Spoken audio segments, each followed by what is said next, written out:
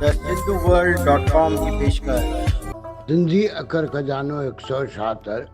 अॼु जा सिंधी अखर आहिनि बेअंत, अपार या बेहद, झझो, भरपूर या घणो, गुलदस्तो, गुलदस्तो, विचें दर्जे वारो या बकाल, पेरो, वारो या दौर।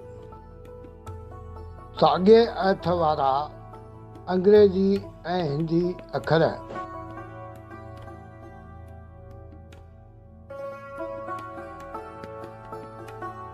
दुनिया में ईश्वर खे बेअंत ऐं अपार शक्तियुनि जो मालिक लेखियो वेंदो आहे। पोख कणो थियो घणो, पोख कणो थियो घणो सम्झाए थो त थोरे मां बि झझो हासिल करे सघिजे थो।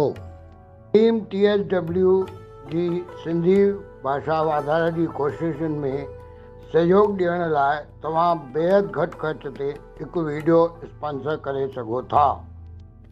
संस्था पारां शाल पाए गुलदस्तो ॾेई सत्कार कयो वियो। आम तौर ते कंहिं बि समाज में विचे दर्जे वारा घणाईअ में हूंदा आहिनि। मुक्केबाज़ी जी रांदि में हर हिक दौर खां पोइ खट हार ज़ाहिर कई वेंदी आहे। सिंधियत सुहिणी रहे।